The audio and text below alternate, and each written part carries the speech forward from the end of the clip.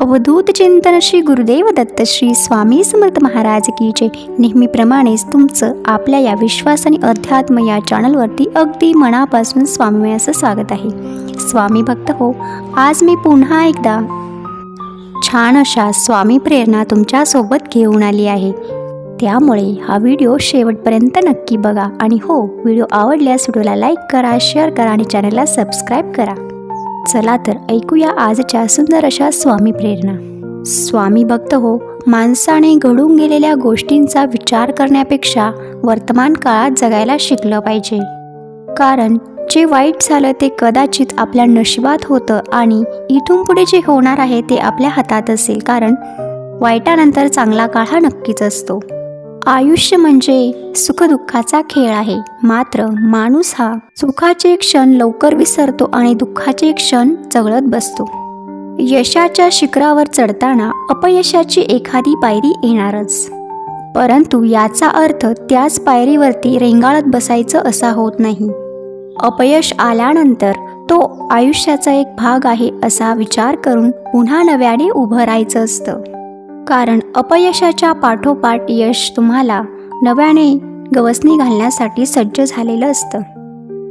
भरलेला खिसा माणसाला जग दाखवतो आणि रिकामा खिसा जगातील माणसे दाखवतो।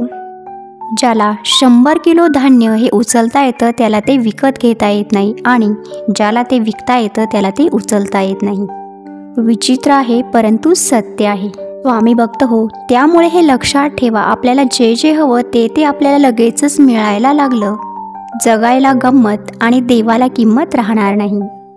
कासवाच्या गतीने का होईना आपण रोज थोडी थोडी प्रगती केली पाहिजे। स्वामी भक्त हो, आपणही स्वामींच्या दरबारात जातो आणि आपल्यातील खूप जण असा विचार करतात, अशी तक्रार स्वामींना करत असतात की आम्हाला पैशाचं सुख नाही, आमच्या वाट्याला देवाने फक्त आणि फक्त गरिबी आणि दारिद्र्यच लिहिलं आहे।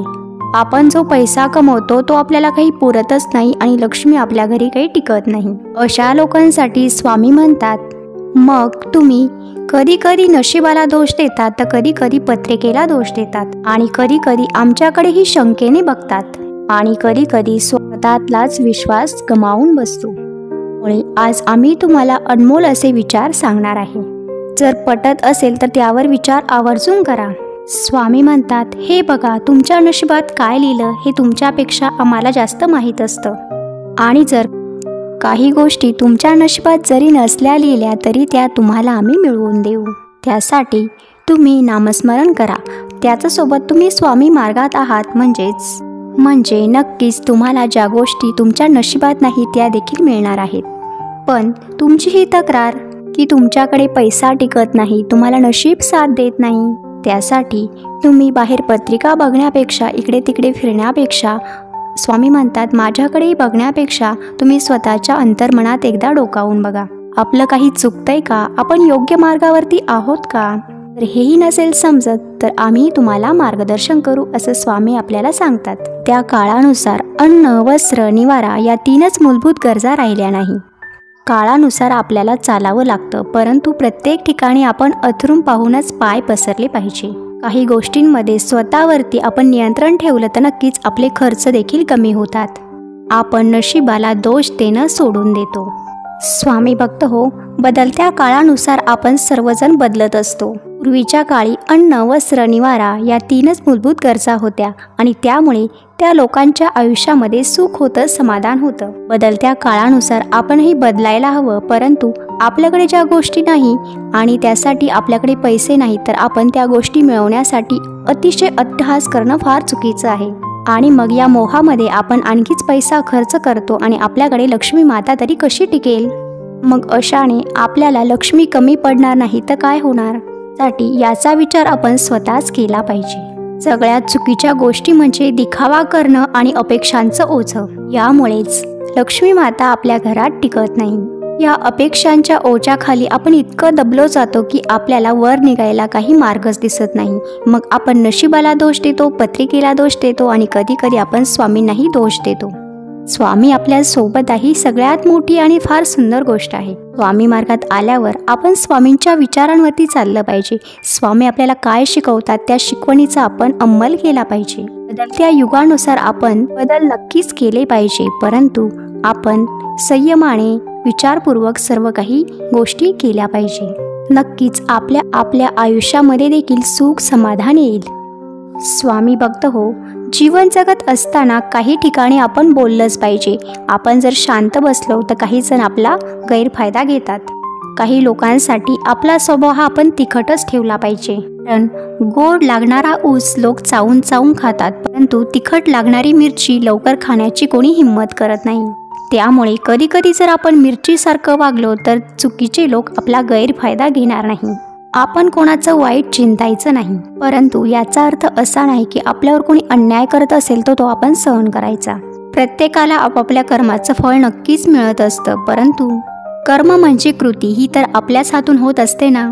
त्यामुळे जीवन जगत असताना कर्म हे फार विचारपूर्वक केले पाहिजे.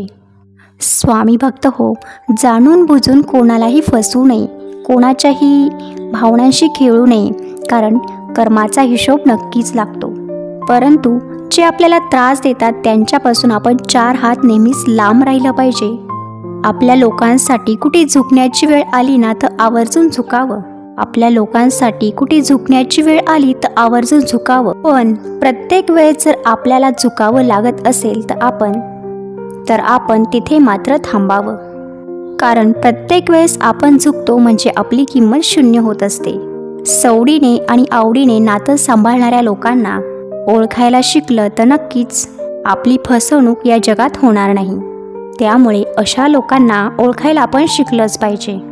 जी लोक आपल्याला वारंवार त्रास देतात अशा लोकांना मनातच काय तर डोक्यात देखील ठेवू नये, कारण अशा लोकांमुळे आपल्या डोक्यातील जी सकारात्मक ऊर्जा असते ती देखील नष्ट होते आणि मग आपणही नकारात्मक विचारांकडे वळले जातो आणि पुन्हा आपल्या जीवन हे आपल्याला उदास वाटायला लागतं. स्वामी भक्त हो, आपण स्वामी मार्गात आहोत. सगळं सुख एकीकडे आणि स्वामींच्या चरणांपाशी राहण्याचं सुख एकीकडे. हे ज्याला समजलं त्याला खरं जीवन समजलं. स्वामी भक्त हो, प्रत्येक नातं सांभाळलं गेलं पाहिजे, प्रत्येक नात्याला किंमत दिली पाहिजे, परंतु त्या नात्यातून आपल्याला अपेक्षा ठेवणं फार चुकीचं आहे. जिथे अपेक्षा ठेवल्या जातात तिथे आपल्याला कायमच निराशा मिळत असते आणि अपेक्षा ह्या कधीच कोणाच्या पूर्ण होत नसतात. त्यामुळे जास्त अपेक्षाच ठेवल्या नाही तर आपल्याला दुःखाला देखील सामोरं जावं लागणार नाही. स्वामी भक्त हो, रोज दिवस उगवतो म्हणजे भगवंत आपल्याला एक रोज नवीन संधी देत असतो. त्यामुळे सर्वप्रथम त्या देवाचे, स्वामींचे आपण आभार मानायला शिकलं पाहिजे. आणि नक्कीच आजचाही दिवस कालच्यापेक्षा चांगला जाईन याच अपेक्षेने, याच सुंदर विचाराने आपण या दिवसाची सुरुवात केली पाहिजे. त्याचसोबत आपले प्रामाणिक प्रयत्न केले पाहिजे. जर अशी प्रार्थना आपण भगवंताला, स्वामींना रोज केली तर नक्कीच आपल्याला स्वामींचा आशीर्वाद मिळणार आहे. भूतकाळात घडून गेलेल्या गोष्टी जर आपल्याला त्रास देत असतील, दुःख देत असतील तर त्या गोष्टींचा विचार करण्यापेक्षा आपण वर्तमान काळात जगलं पाहिजे आणि ज्या गोष्टी आपल्याला त्रास देतात ते आपलं प्रारब्ध समजून आपण त्याचा स्वीकार केला पाहिजे. नक्कीच आपल्याला एक समाधान मिळतं. भूतकाळातला फक्त अनुभव घ्या, वर्तमान काळात जगा आणि भविष्य कसं सुधरेल यासाठी प्रयत्न करा. जेव्हा खूप रडावंसं वाटेल ना तेव्हा तुम्ही नक्कीच रडा. फक्त एकांतात रडा, स्वामींपुढे रडा, तर जगापुढे रडू नका. तर स्वामी भक्त हो, जगी सर्व सुखी असा कोण आहे, विचारे मना शोधून पाहे. या उक्तीप्रमाणे जगात सुखी असा कोणीच नाही. म्हणून वर्तमान काळात जगा, आहे त्यात समाधान मानायला शिका. आपल्याला ज्या गोष्टी हव्या आहेत त्यासाठी प्रयत्न नक्की करा, परंतु त्या मिळाल्या नाही म्हणून त्या गोष्टीसाठी अट्टहास करायचं सोडून द्या. त्या गोष्टी मिळाल्या नाही म्हणून रडायचं बंद करा, त्या गोष्टीसाठी अट्टहास करायचं सोडून द्या. आपल्यासाठी जे योग्य आहे ना ते स्वामी आपल्याला देणारच आहे, हा विश्वास मनात नक्की ठेवा. स्वामी महाराज अख्ख्या ब्रह्मांडाचे पिता आहेत, जगाचे चालक, मालक, पालक आहेत. त्यांच्यासाठी अशक्य अशी कोणतीच गोष्ट नाही, परंतु प्रापंचिक गोष्टीमध्ये आपण गुंतून न राहता त्यांच्या सेवेमध्ये गुंतून राहिलं पाहिजे. सर्व छानच होणार आहे आणि सर्व छानच होत आहे असा विचार करत आपण जीवन जगलं पाहिजे.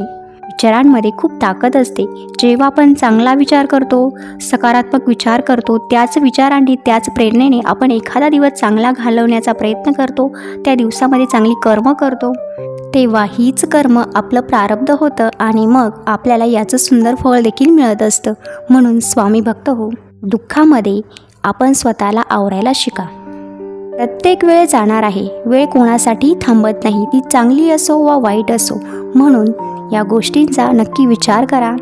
आणि आजच्या स्वामी प्रेरणा तुम्हाला कशा वाटल्या ते तुम्ही मला कॉमेंटमध्ये नक्की सांगा. पुन्हा आपण भेटूया सुंदर गोड अशा स्वामी अनुभवासोबत किंवा छान अशा माहितीसोबत. तोपर्यंत सर्वांनी काळजी नक्की घ्या. श्री स्वामी समर्थ, श्री स्वामी समर्थ, श्री स्वामी समर्थ.